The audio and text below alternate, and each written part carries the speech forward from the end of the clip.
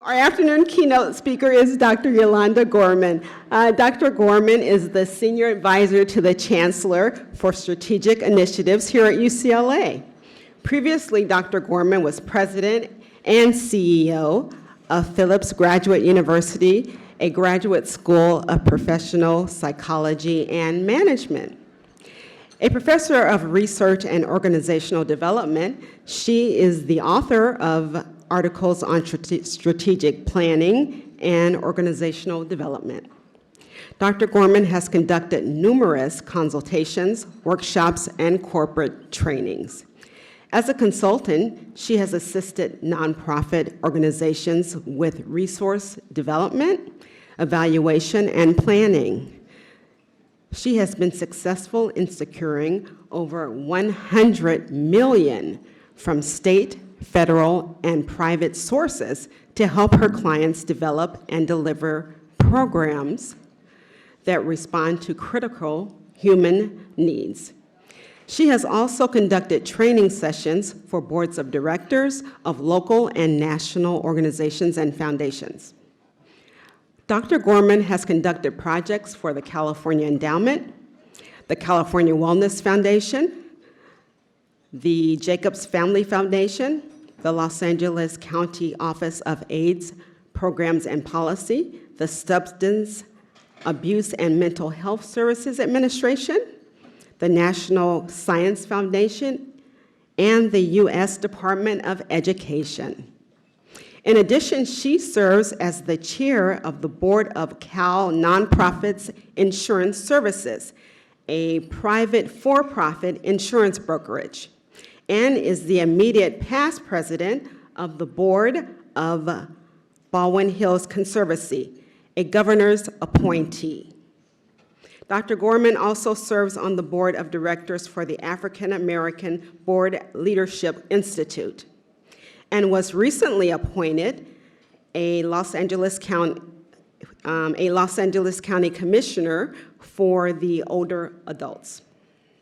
She is a two-time Regent Emeriti for the University of California Board of Regents, a former member of the board of UCLA Foundation, and the first African-American woman to chair the board of UCLA Alumni Association.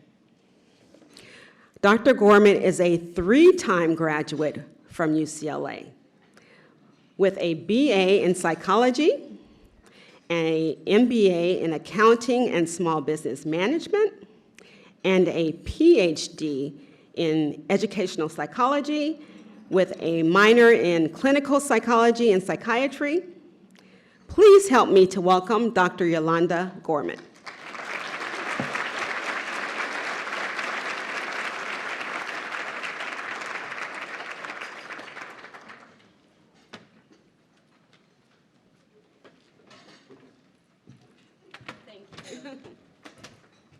Thank you. I am absolutely delighted to be here, and what an amazing, amazing turnout.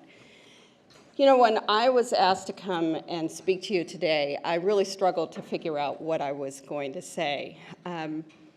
I was thinking, what could I tell you about change that you didn't already know? Or what could I tell you about change that you couldn't Google and figure out for yourself? In fact, I actually Googled change management, and what I found were hundreds of books, lots and lots of articles.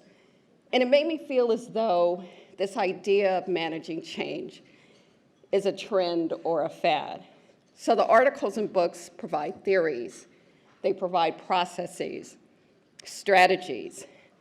But what I've learned is that change is not objective, and it's not a fad, nor is it a trend.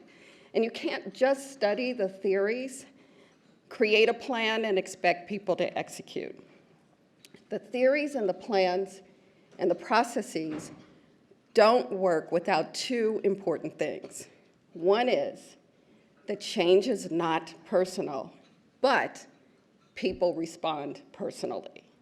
And the second is that a leader cannot implement change without that process changing themselves.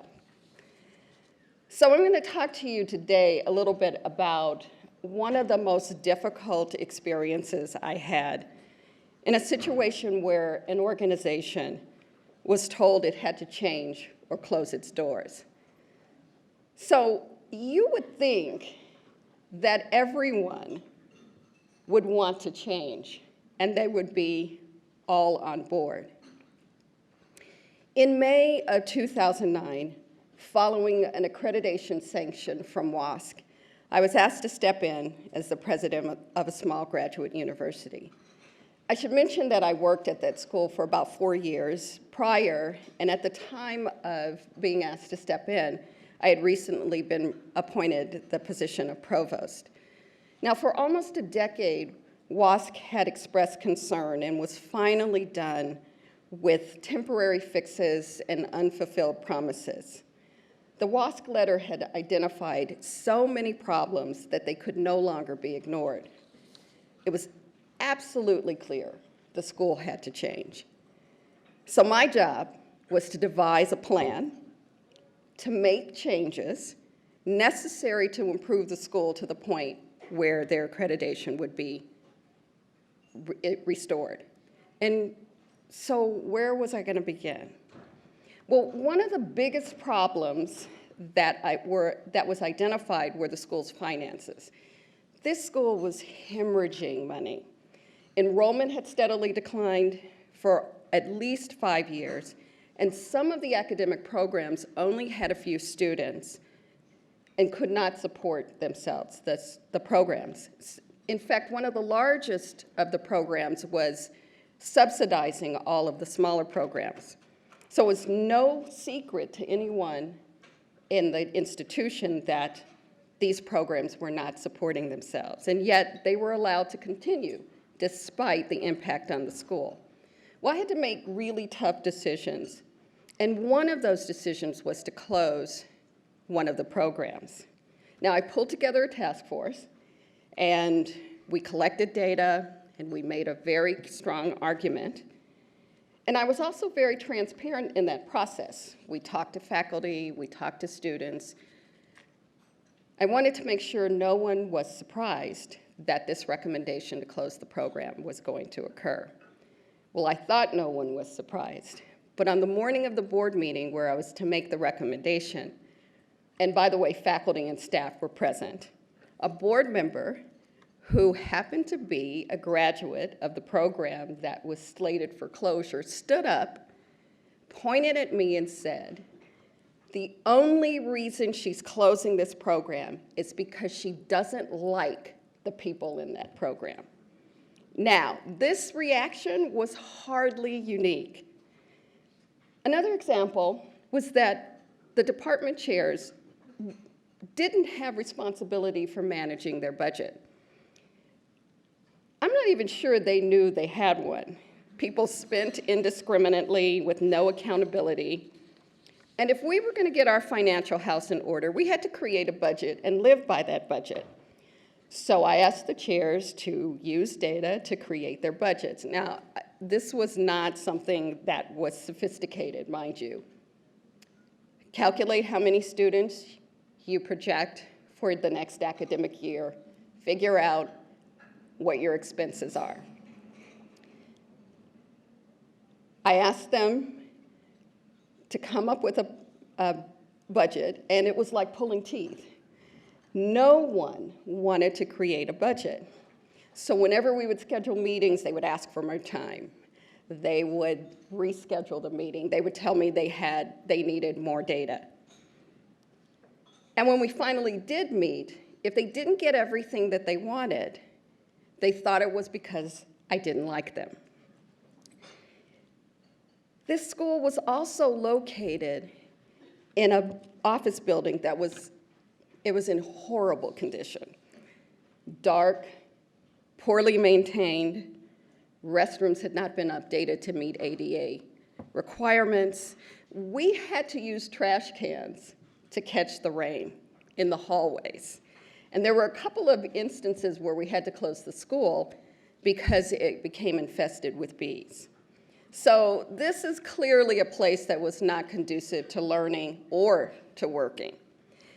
And there was no question we needed better facilities. In fact, when I brought the school community together and we did a visioning exercise, everyone said new facilities were their top priority. So when I announced that we were moving to a new state-of-the-art facility, the campus community responded with worry about where in the building their offices would be, complaints about the distance the new building was from the old one, and they fretted about students choosing not to come because we were in a new location. And we had more discussion about their concerns than about the effect that the new location would have on the school's future. Another problem this school faced, the board was divided. When they made the decision to appoint me president, not all of the board members agreed. In fact, some wanted a member of the board to step in and take over. So when they did decide to appoint me, some of the board members resigned in protest. It's probably not the best way to start a new job. In addition, WASC had determined that the board was ineffective. So the problems that I'm describing to you occurred by and large under their leadership. And most of the board members were graduates of the school. Many had served for several years, 15, 20 years. And the WASC letter made it clear that that governance had to change. Now, what was interesting is that the board members did not disagree that it was time for them to go, but they didn't leave. These were wonderful, wonderful, well-meaning people. When I wrote a letter thanking them for their service, acknowledging their contributions, wishing them well, and asking them to step down, one of the board members sent a very public letter calling me subversive. We also wanted to change the name. Okay, so I don't mean major name change. I mean changing the word institute to university. I just thought that university pointed to our future, institute was our past. Makes sense. During a discussion with department chairs about the possibility of changing the school's name, I had one very influential chair stand up and say, if you change the name, I am going to quit.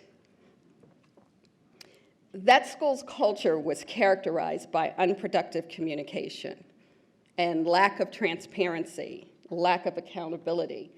They had a system of rivalry that was fostered and rewarded, and some of the academic programs received attention and resources, and others less so. People hadn't received raises in years, and in fact, the year prior to my stepping in as president, there had actually been salary cuts in order to balance the budget. So as you can imagine, morale was low. Changing an organizational culture is one of the most difficult things that you can do.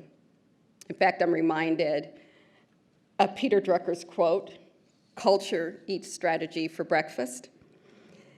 But our survival depended on changing that culture. We had to bring an entire campus community, the students, the staff, the faculty together around a common vision. And doing so was complicated, it was messy, it was just plain hard. Doing everything I could to keep the doors open and save their jobs and set the organization up for future success was my objective. And everyone knew the goal. But despite making decisions that were in the best interest of the school, the decisions were met with fear, resistance, attacks, rejection, hurt feelings, ambivalence, and anger. Because in many instances, people believed that I was doing something to them personally. Many behaved Many behaved as though their mere existence was being threatened. And I have to say that this was all pretty new to me. It wasn't easy for me to put everything I had into saving an organization and fighting for people's jobs, and to constantly hear fears, apprehension, and accusations of people that I really cared about. And there was no way to have that experience without it changing me. I started in that process believing that I could fix the problems of the school by applying the theories and implementing the strategies. I thought I could think my way through the process. If I just convinced everyone that we were doing the right thing, the plan would be, if we implemented the plan according to the strategies, everything would work out fine. But what I found was that I was profoundly changed. Every single day, I had to assess my motivations. I had to clarify my intentions for myself and for others. I had to emphasize our direction. I had to listen more intently. I had to move more slowly and communicate more directly. I had to be more patient and less sensitive. People's reactions I couldn't take personally. I had to be courageous and a risk taker, transparent and accountable. And as I had to make difficult decisions, many that were not popular, it pushed me outside of my own comfort zone. I had to step around my desire to be liked and do what I believed was right. And pushing outside of the boundaries that were comfortable for me resulted in a surprising change in how I saw myself. And in essence, I was being transformed. So what lessons did I learn from managing this organization's change? Make sure to keep focused and pointing in one direction. I would often have to say, no, we're going over there, we're going over there. Resist the temptation to change the vision, despite rational, logical arguments or angry outbursts. Understand the difference between reacting and responding. Reactions are born in the heat of the moment. The loudest complainer may get his or her way. Responses come from thought and analysis. Is this the right direction at the right time? Set and celebrate milestones. It helps people see that progress is being made. Expect setbacks. Not everything you implement will work as planned. An important lesson for me is if you make a mistake, own it. And recognize that the process is circular, not linear. Things improve, they get worse. They improve, they get worse. Don't change the vision, but you may have to change the strategies. And I promise that sometimes you will feel as though you are all alone in the process, that no one understands what you're going through. There's no easy, painless way to manage through change. But I do think that soft skills are important, and I want to take a sidebar for a moment to mention emotional intelligence, which is a concept that's received quite a bit of buzz. It's your capacity to be aware of, control, and express your emotions, and to handle interpersonal relationships with care and empathy. And I think taking an organization through change requires heightened awareness of your own emotions and your ability to engage with your team in a productive and meaningful way. And you cannot get anywhere without that skill. Another important lesson was communicate. And let me say it again, communicate. You will have to repeat the vision, the actions, the expected outcomes over and over and over again and over again. Be willing to say no, and don't be afraid to make difficult and sometimes unpopular decisions. I'm happy to say that things did work out. We moved to a new building, we changed our name, we grew our enrollment, we improved our finances, and we restored our accreditation, but not without creating the space for people to react and adjust, not without my engaging in deep soul searching, and not without staying focused on the big picture and the outcomes. I want to thank you for hearing my story, and I hope that on some level it provides you with insight and encouragement. Thank you.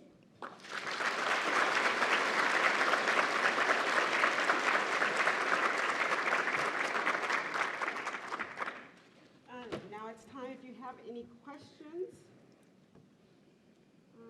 We're going to, we have a microphone that we're going to walk around, and if you have any questions, please feel free to stand up and over. Yep.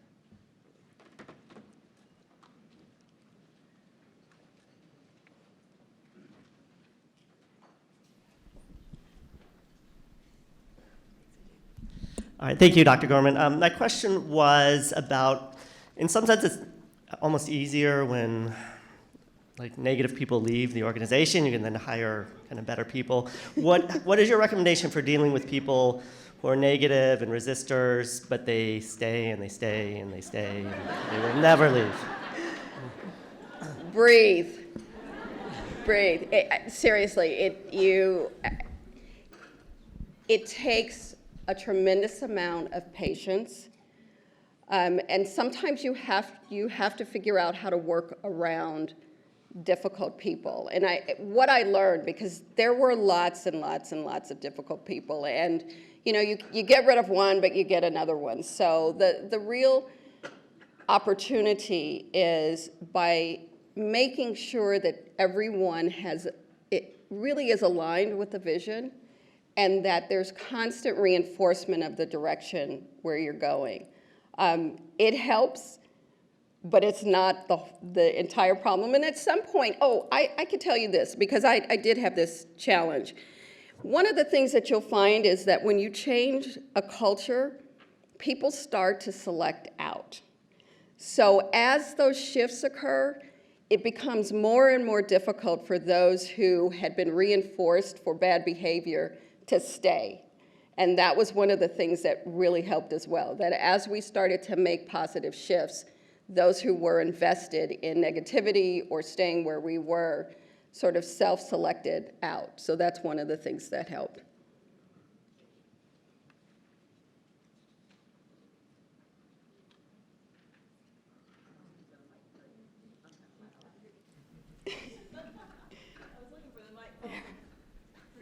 It's a big room.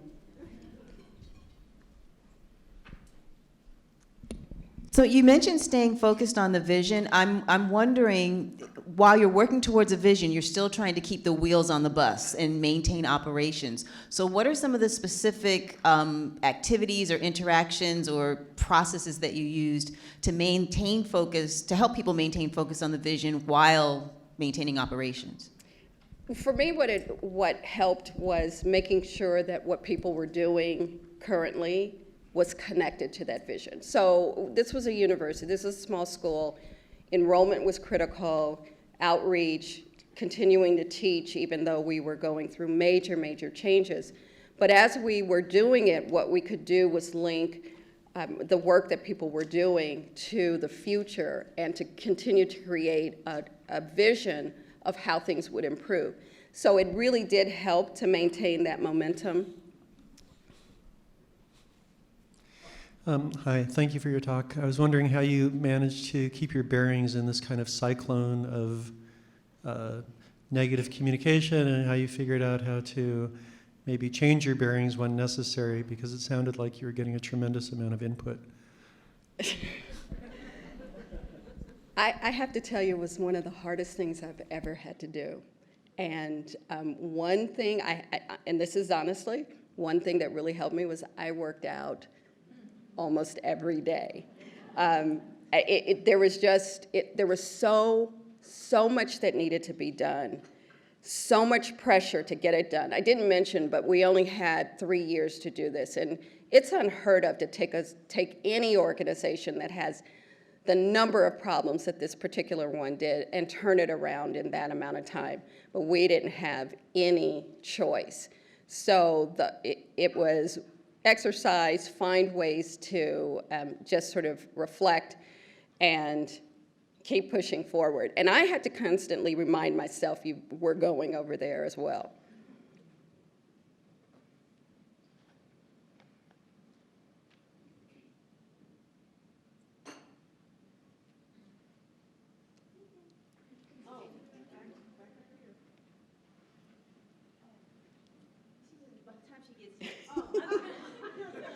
I was just going to ask, can you give an example of a particular setback? Because over you mentioned, that knowing that setbacks will come up. So what was Oh my gosh. the challenge that came up and had to deal with? That you can share. I'm writing about it, so I can share it. So,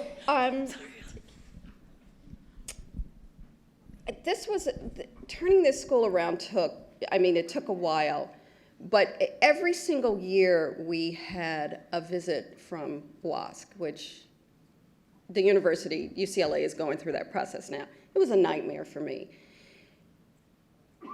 Just before the last visit that would have either resulted in them removing the accreditation or making a decision to move forward, to remove the sanction, I was told that we were going to lose our accreditation. And I was told that we were going to lose our accreditation because I was in the middle of, it's complicated, but I was in the middle of a deal, an acquisition. So it was important for the school to have its accreditation in order to move forward and to engage in this opportunity. So I heard that we were going to lose it, and this was 3 years in, where each year we had improved. So it absolutely floored me. I could not understand what happened. So I ended up calling the president of WASC, and I said, I heard that we were going to lose our accreditation. First of all, it's not something that people usually say. And I started to lay out for him all of the additional improvements that we were going to demonstrate on our next visit. And he actually, which is very unusual, the president came to the school for that final visit.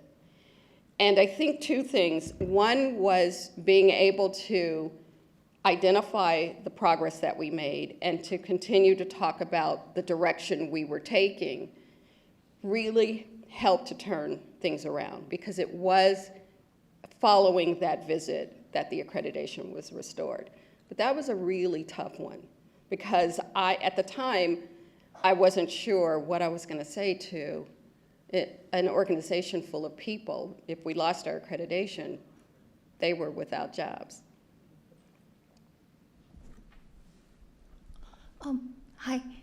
Sorry, I have the mic. So there was a lot of opposition and negativity. Did you get any support, like from where, from whom? And how was the transition into positivity? So yes, I did. And I don't want to say that change is only fraught with negativity. My point today was just that there are a lot of emotional reactions to this change in any sense. But there were some people who were quite enthusiastic about the opportunities and the change. And I had the support of the board. But I think that what started to change, what started to move things, I mentioned that one of the lessons I learned was to celebrate, set milestones and celebrate. And as we did that, people began to see that the things that we had put out in place for us as success, or that we were moving toward, we were actually moving in that direction. It takes a long time, and this was an organization that had absolutely lost all trust in any leadership. So the first couple of years, it really just took time to regain that trust. But I think pointing out the incremental steps toward progress did help to turn that tide and to get people on board a little bit more.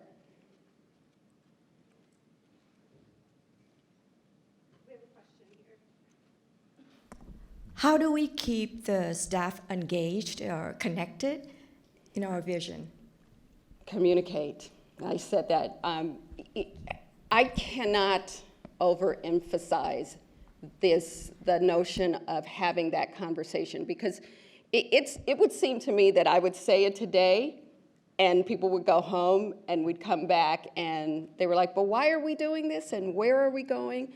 So I really learned that as the leader, it's so important to stand in front and say, this is what we're going to do. And as many times as you need to say it does help to keep people engaged. The other thing that I think really helps is giving folks ownership of many of the opportunities and the challenges. So this isn't something that I did by myself. I mean, I had to get everyone invested and involved. So the more that people were engaged in problem solving and thinking about where they were going to go and how they were going to do it, the more engaged they were and the more empowered they felt. That we had to move from a place where people were absolutely paralyzed because it was like, what's going to happen to us next, to actually picking up the ball and saying, we're all in this. And by creating opportunities for people to do that work and to make decisions about how that would happen really helped to get people engaged. We have time for one more question. So right over here. So two things. One, thank you for being here today and sharing your story. And two, my question to you is, what is your biggest mistake and what would you do differently? That's a good question. So my first reaction is to say saying yes to the job, but that's not true. That's not true. But there were days when I wondered why I was doing this. But I did. I learned quite a bit. I think for me, my biggest mistake was not communicating enough. I was at the table, I said, I'm an introvert in an extrovert's body. And I would have people say that they didn't see me enough because my approach to problem solving is head down and move ahead. So I'm thinking, once I tell you, I got to put my head down and push forward. Well, if people don't see you and they don't have an anchor, it can be disorienting. So I think one of the things for me, a really important lesson that I learned out of that is you've got to be present and visible so that people have that anchor and know that you're there with them. Because if they don't see you, then it creates a tremendous amount of anxiety.